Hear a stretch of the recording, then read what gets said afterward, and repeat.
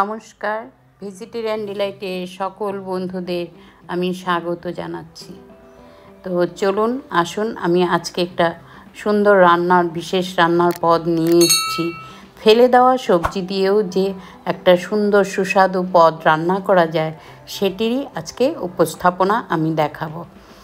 তো এইটা আপনার নিরামিষতেও খাওয়া যেতে পারে বা এমনিতেও ভালো লাগে। এটা হচ্ছে ফুলকপি। আমরা খাই, খুব ভালোবাসি। ফুলকপির যে ডাঁটা, সেটা অনেকেই ফেলে দেন, কিন্তু এই ডাঁটাটা না ফেলে দিয়েও আমরা এইভাবে রান্না করে খেতে পারি।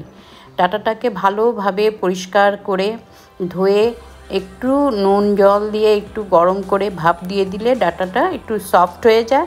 আর এটার একটা যদি কোনো রকমের হাইব্রিড বা কোনো থাকে, সেটাও চলে যায়। আর সঙ্গে দিয়েছি আমি কুমড়ো, বেগুন, আলু, গাজর, এই সমস্ত সবজি দিয়ে একটু ছোট ছোট করে কেটে তারপর দিয়েছি একটা শুকনো লঙ্কা, দিয়েছি কালো জিরে, অল্প একটু হিং দিয়ে সবজিগুলিকে কড়াইতে ছেড়ে দিলাম। দিয়ে সামান্য নুন হলুদ দিয়ে আমি এটাকে বেশ কিছুক্ষণ নাড়বো। একটু যখন কষিয়ে যখন কষানো হয়ে যাবে, তখন কি করব, এখানে আমি নিয়েছি হাফ টিস্পুন শস্য, 1 চামচ পরিমাণ পোস্ত, আর নিয়েছি হাফ টিস্পুন জিরে সম্পূর্ণ, আর 4 থেকে 5টি কাঁচা লঙ্কা সম্পূর্ণ একসঙ্গে সুন্দর করে পেস্ট করে রেখে দিয়েছি। আর এখানে দিয়েছি একটা বড় মাপের বা বড় সাইজের একটা পিস করে দিয়েছি টমেটো। এখানে আমি লাল টমেটো দিয়েছি। যদি আপনারা কাঁচা টমেটো পান, এটা দিলে আরও বেশি টেস্ট হয়। যাই হোক, যেটা হাতের কাছে ছিল আমি সেটাকেই ব্যবহার করেছি। তো এইবার যখন দেখব প্রায় ভাজা হয়ে গেছে, কষানো হয়ে গেছে, তখন আমি মশলাটাকে দিয়ে আরও ভালোভাবে কষাতে থাকবো।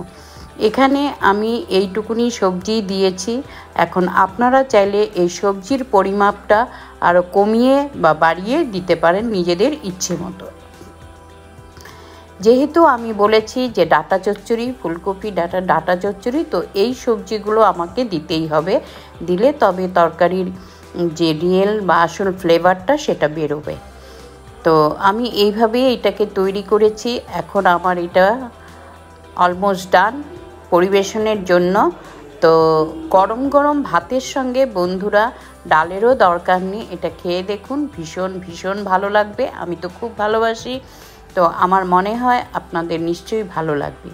তো ভিডিওটা দেখে আপনাদের যদি ভালো লাগে, অবশ্যই লাইক করবেন, শেয়ার করবেন এবং কমেন্টের মাধ্যমে আমাকে জানাবেন।